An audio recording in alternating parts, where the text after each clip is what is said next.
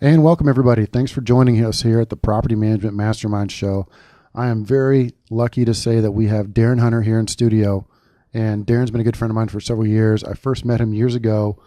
We were specializing in doing some of the stuff that he's focusing on, and it's all about fee maximization, profit maximization. And I'm very excited to introduce Mr. Darren. Darren, how are you today? I'm doing well, Brad. It's a real privilege to be here in sunny San Antonio. And yeah, I mean, you're a guy that I've watched now for several years. And what can I say? You represent the very best that I've seen in the US. Oh, thanks, Darren. I appreciate that. How was that lunch today we had? Oh, wonderful. I think you guys do Mexicans so much better than us Aussies. Oh, I'm telling you. It was great. Yeah, we have some great Mexican food. I'm just so happy to be around where I can get it. So let's kick this off a little bit and give me kind of a rundown of what you do in your mind to kind of give the audience a paraphrase so they understand a bit where you're coming from. Yeah. Okay. Well, I think let's just quickly start with a background. I am a property manager through and through. I first started in 1989 as a property manager in Adelaide of South Australia. And if you're thinking, okay, where's that? Well, just think the middle of Australia, right down the bottom. Okay. And we're well known for, probably some of the best wineries with the Barossa Valley. But I started in 89. For the first 2 years, I think I struggled really with property management. It's only because I had a very low self-esteem and low confidence. And with the conflict that we get in the job, I found that extreme to deal with. But I was able to deal with those issues. And since then, I've been a property manager, full-time property inspector, doing all move-ins, move-outs, and interim inspections, or what they call in Texas here assessments, and full-time representing the company with 500 properties at court, or what we call tribunal. I've been a senior property manager. I've also been a state property manager with a very well-known Australian real estate brand, where I managed 28 property managers over 18 offices spread over a third of the country. So my nearest property manager was 50 miles away. My furthest was over 2,000, and I had to manage them remotely with systems. I was involved with about 16 rent roll purchases where we bought individual real estate offices, and then my job was to graft those rent rolls into the overall pool of the properties that we have, train the property managers, recruit them. And also now for the last 11 years, I'm a full-time professional property management trainer and consultant. And along the way, I've developed some specialties. So I run a webinar series where we teach time management, conflict management, risk management, communication, the warning signs of methamphetamine production in rental properties. We get right into the nuts and bolts. And we call that PM Power Nuts and Bolts. And we have about 400 attendees over 5 countries with that. So I love my nuts and bolts. But I have another area of specialty which I stumbled across in 2000 when I started with a rent roll. And basically how it happened is that it was about 90 poorly managed properties. This big brand that I was with had just bought that rent roll, and one of the deals was they weren't going to buy it unless they could find a good property manager. I was hired, I was dropped into it, and within a month of starting, my state real estate manager called me and he said, "Darren, welcome on board, and we need to go and sign new management agreements," because of course the business had been purchased. Oh, wow. Yeah. And I remember at the time it was very important because the fees at the time were very, very low. And I knew I could do much better than that. And I think, well, if I'm going to sign new management agreements, these fees are going up. But I'd never done it before. And the great thing is that I hadn't done it or hadn't fallen into the trap that most business owners get into is, well, you can't do that here. My owners are too tight and all that. I didn't have that thinking. So I just went ahead and did it. And to my surprise, all that happened when I increased the fee significantly on 90 properties, the worst thing that happened is this. I had a phone call within several days of the letters being received by the owners, and I had a guy called Ian. And Ian called me up, and I'm sure that our listeners will be able to relate to this. Now, I need to understand, I'm very passionate about not just property management. In fact, I would like our viewers to stop doing property management, forsake it, run from it, renounce it, never ever do property management again, and instead do profitable, quality property management. There's a big difference. Now, this particular owner, firstly, a C-class owner. Yep, I've heard that term A before. And I C-class think owner. you dubbed that term. Correct. And to be quite honest, the C-class owner came from Bob Walters, who's another big trainer in Australia. And the characteristics of this, and Bob outlines them as they're over-demanding and unreasonable. So you call them up with some great news and they will pee all over your parade. Right. And make you feel really emotionally bad. And they'll dump all over you and you can never please them. They'll take up lots of your time. So where one owner it might be a quick 5-minute phone call, this guy will be an hour and you'll get off and go, this guy just does my head in. It's almost the 80-20 rule. You've heard Correct. about that, correct? Correct. Yeah. And whatever the rent is, they just want more, which means a property is going to be vacant, or we just attract what we call the desperates, the people that are bad for business anyway, who will pay whatever rent, but then not pay anything. And then the fees, well, they just want less. And they will put no money into the property with any maintenance or repairs or any upkeep. And therefore, they have a bad property that only attracts a bad tenant. Well, that's what we call a C-class. Now, I had a call from a guy called Ian who owns 2 properties in the rent roll, and he wasn't C-class. He was Z-class. Worse than that. He was worse. And he rang me up and he said, Darren, I'm really offended by this letter that you're putting up my fees. I'm leaving. And I thought, I've been in the job long enough to know I don't have to deal with people like you. The job's hard enough. I don't need you. And he was also the landlord of our office where we were. Oh, wow. And we had an apartment out the back that we couldn't rent. Right. And we had this little, what we call timber framed property. So the property was like 40 minutes drive from the office. It was all bad business. And we lost the 2 managements. And of course, the management of our office went to probably one of our biggest competitors. But I was really happy with that. But other than that, I had one owner call me up. And these are all the people that received their new management agreement in the post with increased fees we want them to sign and return. The next one, I had a principal of the local primary school call me up. He says, "Hi, Darren, my name is such and such, and welcome on board. And I've got such and such a property." And I looked up on the system and I can clearly see it's a 4-bedroom home, 2-bath, quality, great. And he said, "Darren, I'm very happy to sign this management agreement, but I don't agree with this particular fee." And I said, "Oh, okay. So if I just remove that fee, will you sign?" He said, "Yes."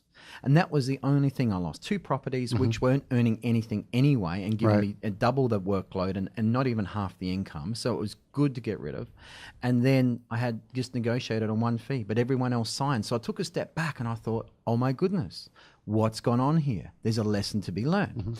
But anyway, one thing led to another and the profit margin had doubled. The company that I was working for had never seen so much money coming in. And at head office, they thought, well, we're paying off the rent roll purchase at such a rapid rate here, a lot quicker than what we anticipated.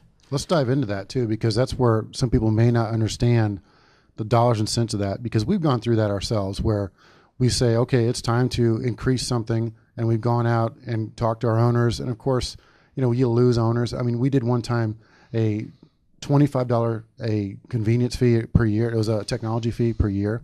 We lost 1 owner from that. And of course, he made a big stink of it. And he filed a complaint, all this other stuff. But those are the crazies, the Class C landlords that are out there. Correct. But where I'm going with this is, so we lost 1 person. But what are the profits? What's the difference in the 100 that signed up? Right. Well, so would you lose $10 to make 10,000? Would you do that? It is very much that. And what we find is that when I do a fee maximization campaign with brokers, or what in Australia we call real estate business owners or principals, and there is in most cases there is loss, but the loss is so small and insignificant to the overall benefit of what we're doing. We're simply just getting rid of bad business, because I do what I call an autopsy. Okay, what was a business that we lost? We put it on the slab and we analyze it. Always, and I run the stats, always an absolute minimum of 66% and a maximum of anywhere up to 95% or even 100% is bad business. It's that C-class owner. And when the thing is that we've got to stop making this mistake that Australians make, United States or Americans make, is anything with a roof and a front door will do. It doesn't do, because it burns people out. It's really bad for business. So that's what some of the things you mentioned in your training before, and Correct. I really have taken that to heart here. Is I would rather lose an owner than lose a staff member, especially some of the real good ones, because they're just too tough to replace or too tough to train. And I appreciate them as people, and you look at, here's a great example. Just last week, we had a new owner signed up, and he called one of my portfolio managers, was screaming at her from Hawaii because she had arranged for a day earlier for the photos to be taken. He's not even living in the home. And so we fired him on the spot. I mean, we signed up the guy. We're thinking, oh, he's going to be a great, potential owner, nice high-end home, but just went crazy on us to where he's like a class Z plus landlord, right? So you get those. You can't avoid those. And that's just kind of a story I throw in there. But one of the things you need to back up about, and let's talk about how you change people's mindset. Okay. Because that's one of the big things that you taught me was how to change people's mindset. Not just mine. I'm an easy sell. You can change me, just flick at me and I'll change. But to teach me to go and to teach my staff members to change their mindset. That's where I want you to talk about. All right. So with mindset as regards to with bad owners? A mindset is for working with owners, profit maximizing your business. Yes. So let's say we wanted to put on a new technology fee, for example. Yes. And people in the staff are going to say, "Oh, you can't do that. We're all going to run from the hills. All the owners are going to leave us." Okay. You and I've had this discussion before. All right. And the way you phrase it, it's just eloquent. It's beautiful. I want you to spend some time and really tell the audience how to potentially change their mindset. Yeah. Okay. So what we need to do first, Brad, is that I've written 11 profit laws regarding fees. I've seen those. Okay. And so we need to start digging down into some of to understand these laws. And these laws are a little bit like Sir Isaac Newton was, sitting under an apple tree and, sees an apple fall down and what force brought that, disconnected from the tree and to rapidly descend to the ground. There was a force there that really did that. And of course, he didn't invent the law of gravity. He simply discovered the power of it. And we learn as mankind that the law of gravity is a law that you must obey. You can jump off a cliff and flap your wings as much as you like, and you are going to submit to the law of gravity, whether you like it or not, or doesn't even matter about your positive thinking. You're going down. Since then, we've invented the law of aerodynamics, which can overcome the law of gravity. So there are laws, and in regards to profit laws, there are certain laws that if we submit, it'll work for us. If we go against us, it's going to cost us money. So one of those laws to start with is understanding the law of the fee lid. And the fee lid simply says is that your mindset and your level of belief determines your fees, and you cannot do any better than what you believe that you are worth. And so that's deep. I love that term. It is deep. It is deep. And now we understand what the word believe is, because in our English language and in our culture, we can really mess around and water down the true meaning of that word believe. The word believe means knowing. Now, Brad, if I said to you, do you believe that you're good at property management? Sure. You'll go, absolutely, because there's a deep, heartfelt conviction that when you said sure, there is conviction in there in your heart that comes out through your eyes that, yeah, I know that I'm good at property management. So that's where we use the definition of the word believe. We know that we're good at it. But if you believe that you're worth, for example, your leasing fee, and if someone says, well, the other guy down the road, well, he's not charging a leasing fee. Well, why should you? Well, Mr. Smith, yes, but we are worth it because. And then we go through a list of things. That's called justification. Yeah, it's also called points of difference. Yeah. That's another way to phrase that here in the States is points of difference. So you had an opposite to that as well that I really, really like, and I'm going to butcher this, but I'm going to have you correct me and say it correctly. Something to the effect of, in the absence of value, the only thing that you can change is your fees. Correct. Well, that's on a quote that I saw, that where value is missing, where you have chosen to look the same as everybody else, and your only difference is your logo is green and someone else's is blue and another one's yellow, and that's the only differences that the owner can see when he steps into the market, and you cannot be perceived anything different, then they will then enforce the difference. You see, human nature is, Brad, that everybody is looking for a difference. Everybody wants a difference.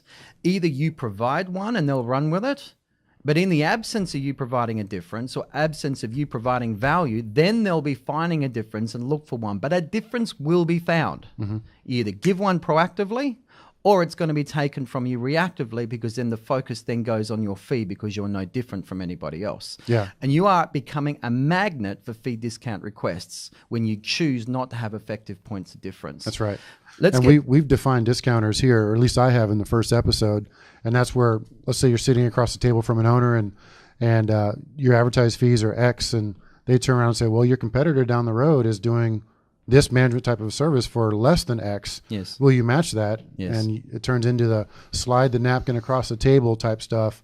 Yes, we'll do it for X. That's a discounter. Yeah. And so that's one way of getting business. You know, I mentioned about this before. I don't believe in that. I think what people should do is price their services to where their market's going to see it work well.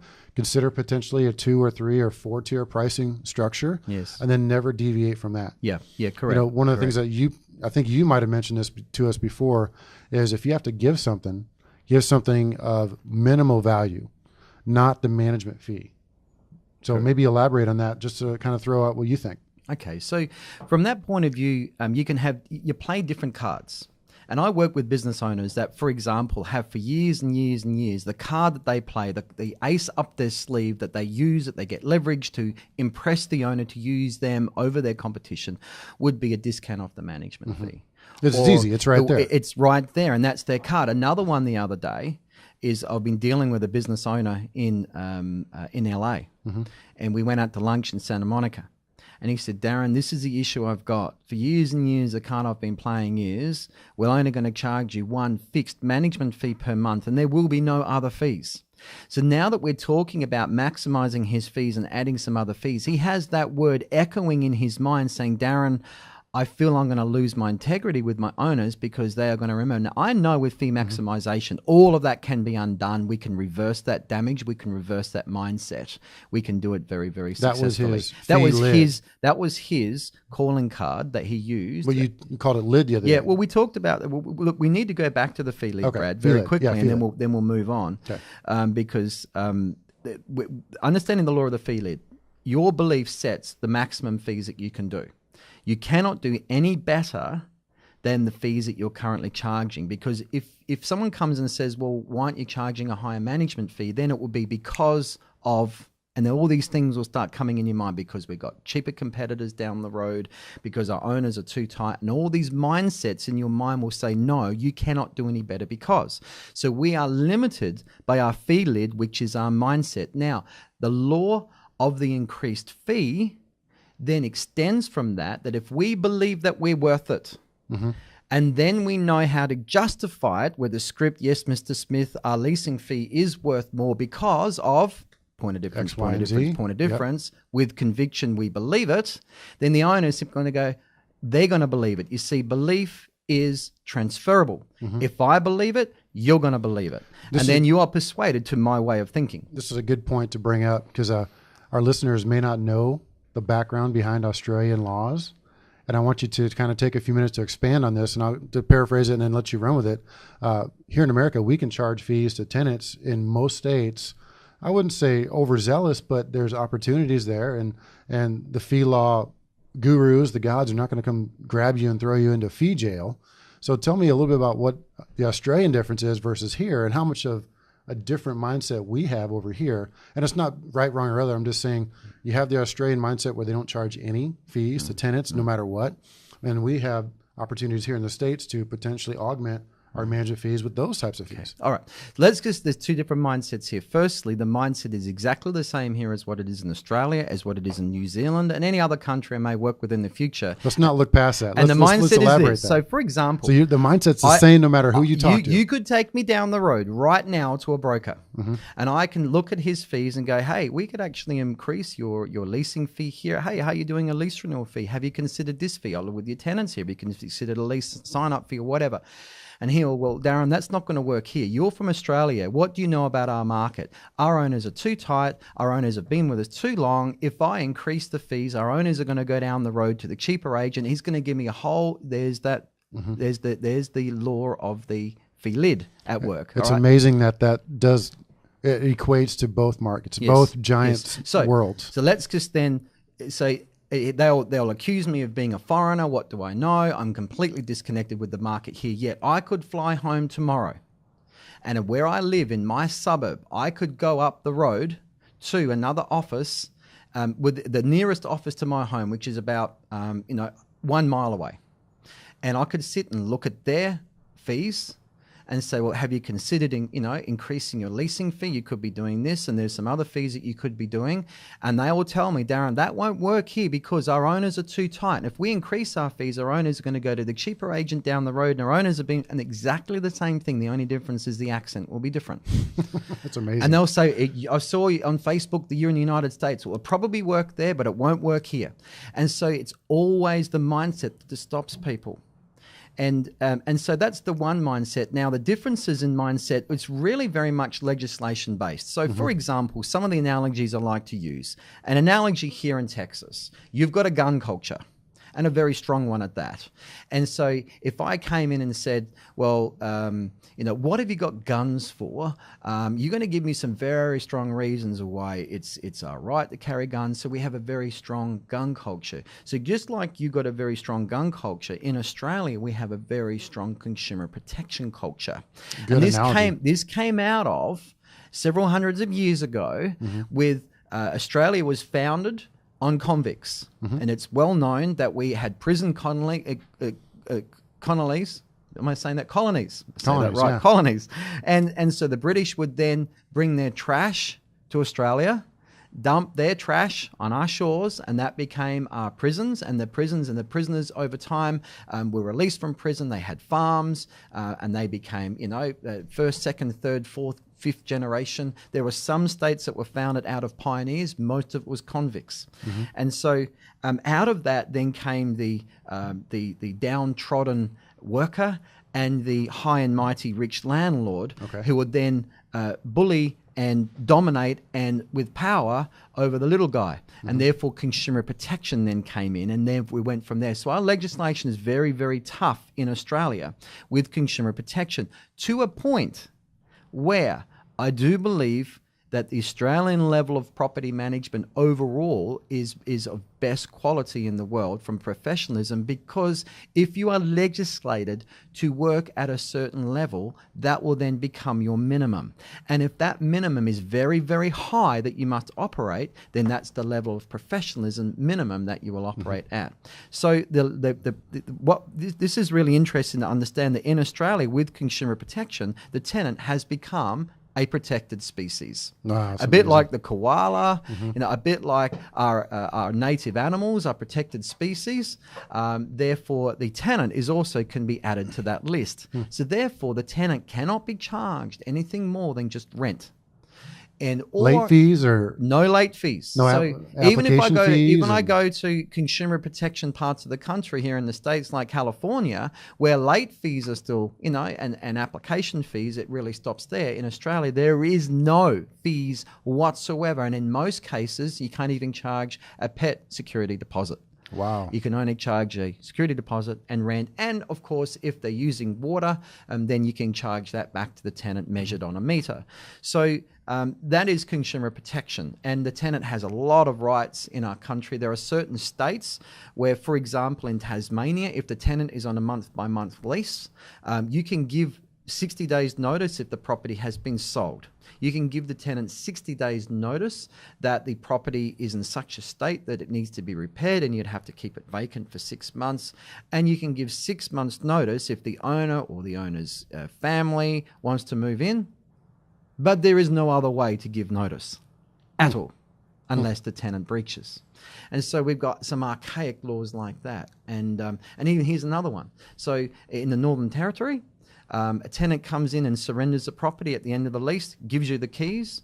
You've now got to, within 7 days, go and do your exit inspection. You've got to, if the property needs cleaning or carpet cleaning or gardening, you've then got to organize what we call tradespeople, you call vendors, into there, get the work done, then get the invoices back and get a special form served on the tenant to tell them what you're going to be taking out of their security deposit, all within 7 days. Otherwise, you must give the full bond, or what we call the bond security deposit back. Yeah, the whole that's lot. tough. And those two stories just really explain to the audience that we have a good situation over here. Yeah. So you've got some good laws. Our base mind, our mindset here is prime for fee maximization, profit maximization here versus it's a true uphill fight, not only with the mindset that you're fighting with in Australia, but also with the legislation that they have to deal with on a state-by-state basis. And they're all different. There's states over there like there's states here. And they all have different types of legislation, different types of forms. So interesting parallel, and I'm glad you expanded on that because that really kind of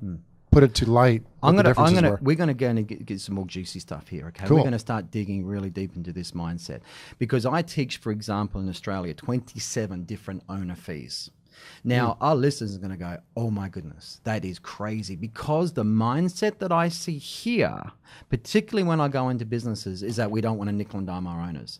We can add some more fees on for the tenants, but we're going to leave our owners alone. And I'm going to just now dig because there is mindset which just isn't true. It's a dragon in the fog that is, you think it's there, but it's not actual reality. So when we talk about adding or increasing fees, automatically, you see, I've worked with clients where we have increased their monthly fee income by an extra $3,000, way up to an extra $40,000 extra. That's per month for the company. Per month. Not per year, per month in fee income, with the exact same amount of properties as before. And we've done it within 4 to 6 months to get it up to those levels. And that's very much dependent, of course, on the amount of doors. Well, it's pretty exciting. So on the low end, 3,000 extra a month. Yeah. Would you take that? Low end is 3. Yeah. Would you walk away from that? Heck no. Yeah. You had a great analogy one time. I'm going to jump in and help you here. One of the analogies you had was a credit card statement you get in the mail, where you get a credit card statement that says, oh, we're raising your interest rates in the credit card to 0.10% higher. And what do? They look at it. They swear and carry on and say a few colorful words.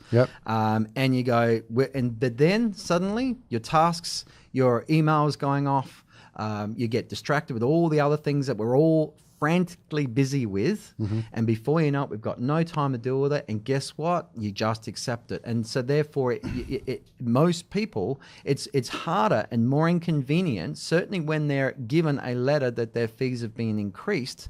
It's a lot harder, but though they may be upset with it initially, they then look at, well, hang on, this is what they think subconsciously. In fact, this is super conscious stuff. This is what the computer is saying when they're presented with such a letter.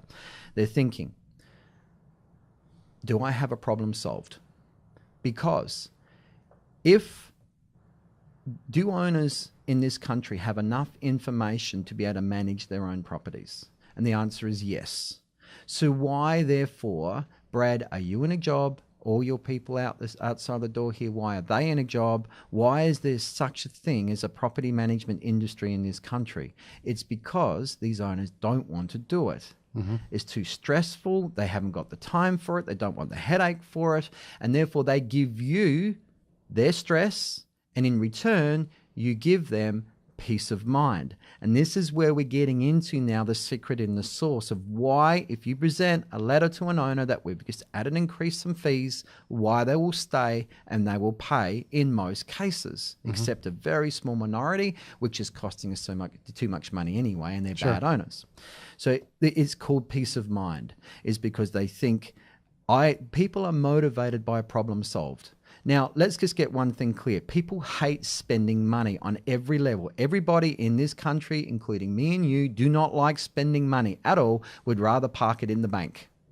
But if we're driving along the highway, for example, in our truck or whatever, and that little needle is starting to touch the E on that little dial, where it's suggesting that we're about to run out of fuel. Now we're thinking, if we don't pull into a gas station and fill up, something's going to happen. We're going to get stranded at the side of the highway. We could have our safety affected. It will be very inconvenient. It could be 12 midnight. It was going to cost me a lot more money to get more fuel back into the tank again. They're weighing that problem up. It's much easier now to pull into a gas station and fill up, and now they are motivated to spend money. Does that make sense? It does, because it equates basically to property management. Correct. It's almost like the alternative cost for them. Correct. Is if they see that letter and say, oh, okay, well, my options are what? I can go fire that manager, do it myself, or hire another manager. And the headache to do all that, the cost involved, the stress, the time. Well done. Most people are not going to want to attribute that. So we're getting into the law of alternate cost. I wanted to circle back to on that analogy for the letter is a lot of people will take a look at that from a credit card company or whomever and say, oh, your interest rate's going to go up 0.25% because of whatever else. They look at us and they swear, like you said, and they say a few bad words, throw it in the bin, as you like to call it over there, throw it in the trash, and that's just the norm from then on. Correct. That new correction is now the norm. It is what it is. And people forget about what the old fees were. They That's actually right. forget, and it's gone. It's water under the bridge. But the thing is that we only do that with owners that have peace of mind with us, because if you're already a problem solved, you can then increase their fees. But if you are already an existent problem and then they get your letter, right, well, that's a different formula altogether. Yeah, don't screw up. Correct. You know, we've heard of management companies that we had one that I've heard of recently where a new owner came in, bought out an old management company owner. So a new management company owner comes in, changed all the fees within the first few days. And so I've heard that half the owners practically left. Yes. And what do? You always tell people don't change a thing for how long? So this is where we're getting into now, the 5 type clients that should not increase fees with. And it's all, if you think of a meter from 0 to 10, you only give it to the owners that have a high peace of mind. So the owners that we do not increase, because now peace of mind has been destabilized. You never ever increase or add fees with anyone that has destabilized peace of mind. And there's 5 type owners that have destabilized peace of mind. Number 1, there are some brokers that sign fixed term management agreements, say for an initial 12 months. Leave it alone. Yep. Because you agreed on a fee structure at the start. That was a done deal. We shook hands. There was trust. Well, that trust shouldn't be shaken at all by now changing the gameplay 6 months in and saying, oh, by the way, now we've added some fees. That breaches trust. Okay, therefore can shatter the whole formula. So we don't touch for at least 12 months. Now, the next one is if it's again a non-fixed management agreement. Some people have open management agreements, and again, the 12 months, that's number 2. So it could be fixed. Don't do it during a fixed term, and don't do it in the first 12 months. The next one is purchase. Let me interject here, just because a lot of the listeners may be thinking, well, how do I do that? This is the implementation. So folks out there, pay attention to what this guy is telling us, because he's giving you the roadmap on how to implement. You don't just implement blanket wise and throw it out there and here's the new fee, take it or leave it. He's saying identify your customers, put them into a category, go after the ones that are, I wouldn't say easy, but are going to be less than hard, and identify them first. Continue on, Darren, please. Well, these are what we call category 1, the no-touch clients, or no-touch owners. The next one is purchase rent rolls. So in your case with your friend, he broke one of the golden rules, that if you go and purchase a rent roll, they are already uneasy coming over because they haven't had the choice. They chose their original property manager. Now you're saying, you're not, I'm going to be changing company, but I have not had a choice in this, and there is an upset, but they'll just put up with it. It's going to take at least 12 months to gain their trust before they forget about the old company. They're now used to you, and once they're bedded down and rooted deep, after 12 months, then you consider your options, and usually, as long as they've had good level of service, maybe the same or better than before, then you should be fine. The next owner is simply the owners that are upset with us for whatever reason. Now, it could be our fault, and it may not even be our fault. It doesn't matter. If the owner is upset because something has happened, then they are now destabilized. And so an example could be that they've had to have a new hot water, a water heater. Right. And that's cost maybe them, $1,100, $1,200, $1,500 that they weren't expecting. And as far as they're concerned, that water heater broke down after 7 years, and that should go for 20. So there are things there. We know that that's very reasonable, but they think it's very unreasonable. Therefore, it's your fault, and I'm going to get upset about it. So do not increase the fees in that situation where they're upset, whether it's your fault or not. And the last one is if the property is pending vacant, or it will be vacant. You know it definitely, or it is vacant. So, and that's also now a destabilizing factor, because the owner is going back from peace of mind mode into stress mode, because now they're going to have to fund that mortgage for the time of the vacancy period. Now they're destabilized. So they're the 5 clients that we do not increase fees. The whole rule is, as long as they have a good peace of mind with your service, then we can look at increasing fees. Now, getting back to your staff, Brad, and if we're going to implementing a fee, and here's an interesting example I'm going to give to you with an office that I work with in New Mexico.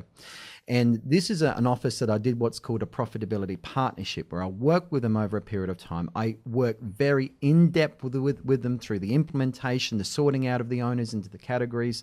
I do a fee analysis. I work with them through their spreadsheets. I work with them when the letters go out. I work with them when the objections, and the phones will ring and the clients will object. It's how you deal with it through the negotiation process and out the other side. And one of the fees that we're installing into this particular office, that their senior property manager that had a lot of influence over the other property managers, so we needed to get him on board.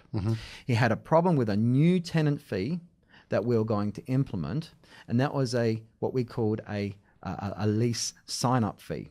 We were actually going to charge a tenant to sign the lease. Like a lease preparation fee, like so many apartment complexes do in the U.S. Correct. And he had a real problem with it. Now, I'm not going to, of course, go into the dollar value of that particular fee, but it was very easy that this particular office, out of all of the other businesses in town, they were the only ones that drove out to the rental property, met the tenant there, and did the lease sign up at the actual rental property. Oh, wow. Because they wanted to induct the tenant to the property. So they would show them things like how to light the pilot light on the water heater. They would show them how to operate the garbage disposal correctly. They would show them how to change a fuse and all those sorts of things. So I said to this property manager, okay, so let's just be like everybody else in town. Let's sign up the tenant at the office and hand out the keys there. And I said, would you have a problem with that? We said, well, yeah, I would have a problem with that. Okay, what's the problem? He says, well, the tenant doesn't know how to relight the hot water, the water heater. Okay, so why is that a problem? Because then we'll have to send the handyman out there. Okay, so why is that a problem? Because the handyman's going to charge $85. And who's going to pay for it? He says the tenant. And so I wrote down $85. Okay. So what else is there? He says, well, the garbage disposal, and then will be another $85, and then another $80. Before you know it, we had $500 written down on a piece of paper that would cost the tenant if the lease sign up was done at the office. So then with our fee, obviously, was now considered value, because it was a lot less than that.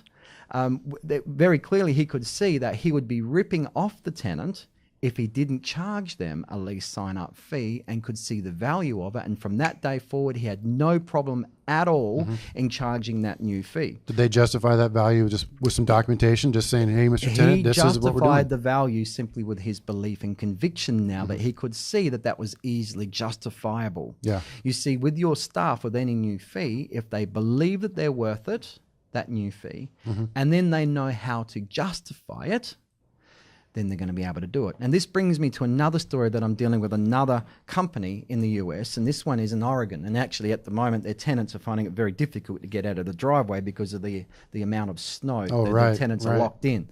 And I had a really difficult time with a particular, their property manager, who just would not. Now, she's had 20 years experience in this rent roll, but 20 years experience with what? Low fees. Right. And so she cannot see why this crazy Australian is going to add any value. In fact, she even went to the boss and said, if this guy comes into the rent roll and does the fee work, I'm going to be out of a job. That's what she more or less said to him. And she has so much sway over that business because this particular business owner is a property developer. The audience can't see it, but I'm just shaking my head. Yep. I cannot believe that comment. Go ahead. I'm sorry. So now the thing is that the broker concerned, he's really positive about this, Darren, but we got a great wall, and it's called the property manager mindset. How are we going to deal with this? Now, I said to him, I said, look, if you're this particular business, we did an analysis and we can easily find $150,000 a year.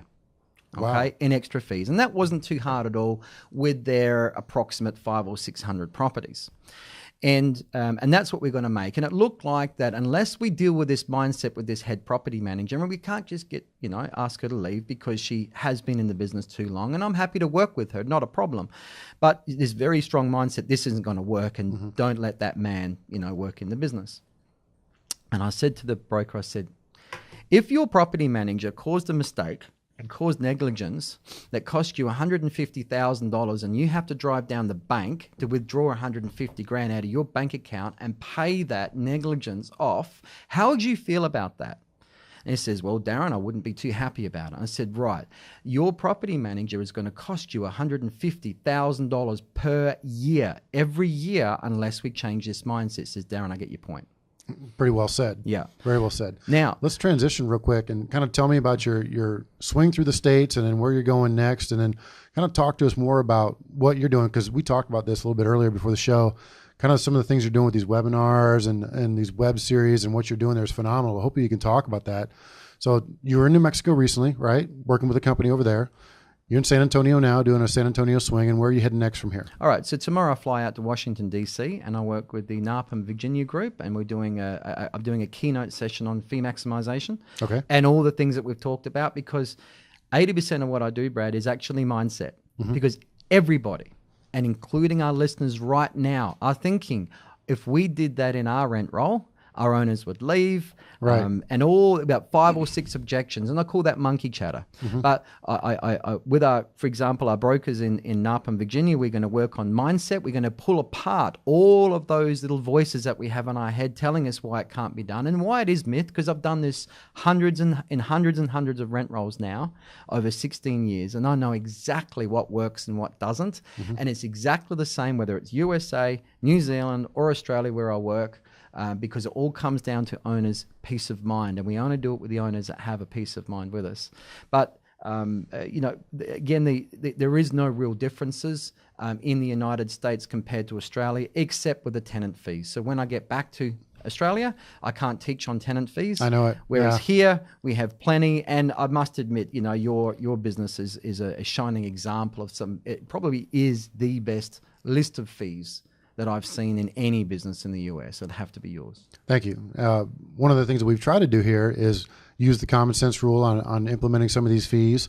We don't try to gouge anybody. We're very fair. We provide value for everything that we do charge. And if you ever need somebody to give you an example of what's going out there in the market where you are, look at the apartment complexes. I've always been kind of one to run around and say that, because if you don't know what should be charged in your market, go to the nearest big apartment complex with 400, 500, 600 units where they have centralized management throughout the country. They're the ones that will be charging those fees that are like, whoa, that's a new one. I haven't seen that before. And when people see that from apartments and then you put those into your business, they're a lot more readily acceptable. So take one of your staff members that have just rented an apartment recently. My general manager, who you met when you walked in, he had to rent an apartment in between homes where he sold a home, bought a new home, and he came to me with the lease and said, look at the stuff they're charging me. I can't believe it. And I don't want to get into it, but it was just, that's a great learning example. So to go back to what you can do for the listeners out there, the folks that have property management companies, tell us more about your website. Tell us more about what you do as your services. Really kind of give us some down and dirty on how you can potentially help somebody here in the States. Okay. So I'm an international trainer. My main base that you can go to is my website, darrenhunter.com. And, we do several things. We are very much focusing on webinars at the moment. We do have a nuts and bolts webinar, which is everything but fee maximization. It's not growth. It's not profit. It's right in the operational stuff. It's a conflict management. It's time management. It's stress management. It's communication. It's dealing with the warning signs of methamphetamine production in rental properties. It's a whole heap of different things. Because you also have some good products in there you sell too, correct? Correct. So they're the webinar series, and we're looking at if people want to come on board, we're looking at $99 a month Australian for you and your whole team to get hold of our webinar series. The greenback is doing so well at the moment, and it's only it's let's just say it's probably about 30% less for American dollars. People can look at that. We are going to, in the next 2 months or so, release a profit and growth webinar series where it is all of those other things. It's increase the value of your business, increase the profit of your business, growth, and all those sorts of things. And we're actually bringing on some real big hitters in that particular field that are going to be guest presenters in that series. But also, I will be releasing in the next couple of months or so a membership series where people can subscribe. They will receive every 2 weeks a 30 to 60 minute recording, video recording of step by step on how to maximize your fees with the current owners and how to do it with your new owners as well with new business. It'll be over 25 lessons delivered over a year on a month by month plan, or they can pay up front and at a much better value price. They're the things that we've got in the making at the moment. In regards to products, we do have a store there. That's right. You should look up there. See that top shelf up there? A bunch of your stuff is sitting up there as well. I'm a big believer in everything you put out. I don't think it's dated at all.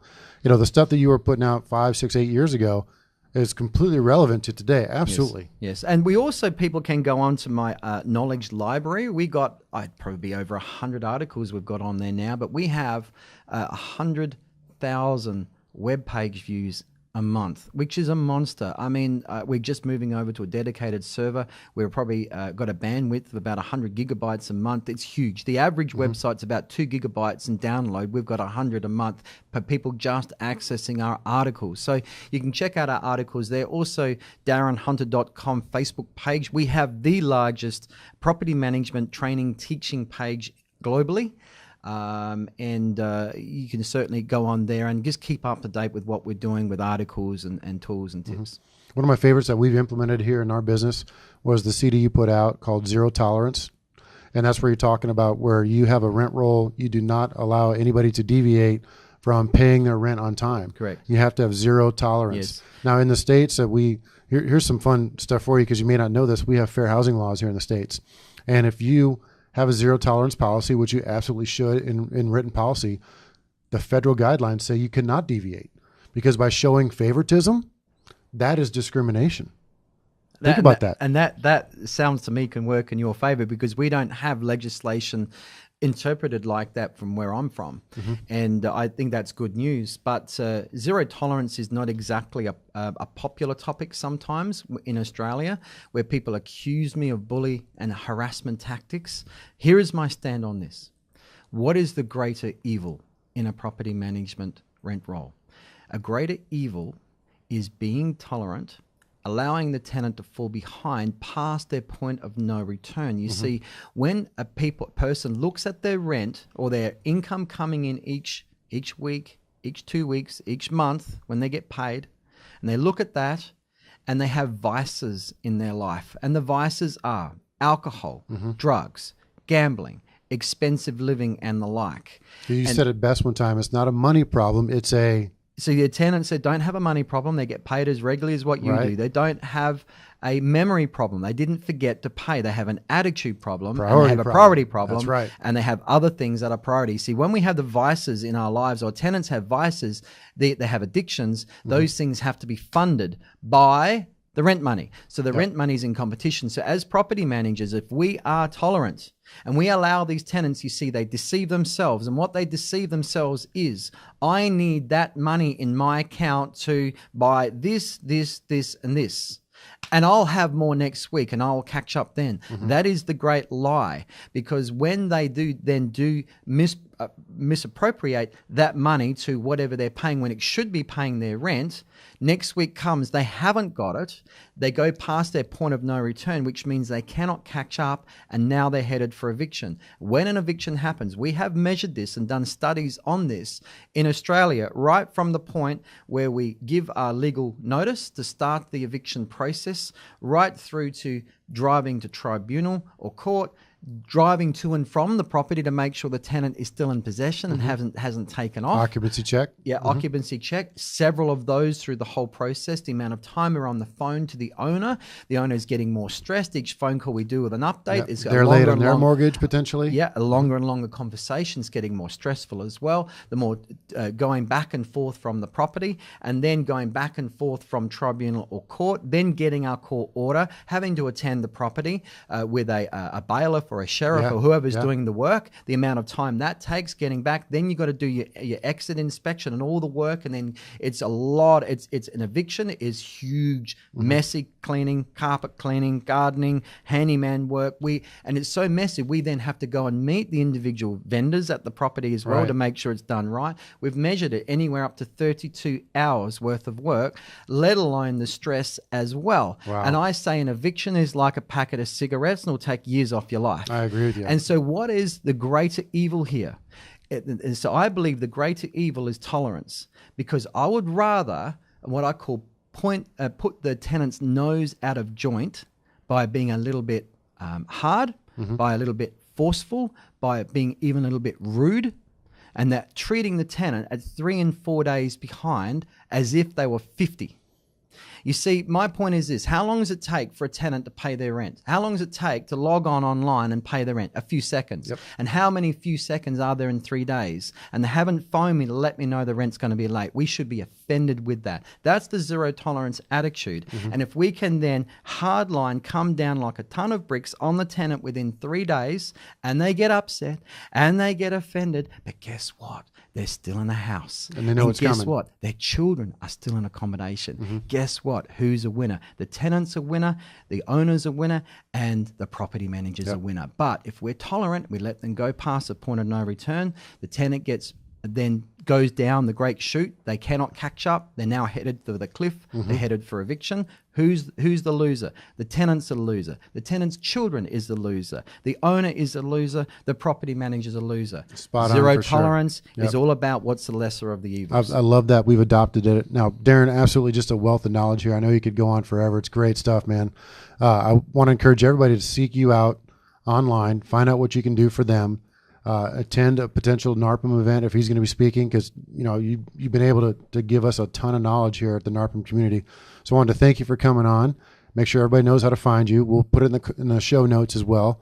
But again, Darren Hunter, thank you for coming. Appreciate it. No worries. And if people want to email me, Darren@darrenhunter.com, ask for the essential survival guide for crazy busy property managers. We'll subscribe to our newsletters. I'll get you some of my best 100 tips on time and stress management, Awesome. and you'll get a lot out of it. Thanks, Darren. Well done. Thank you.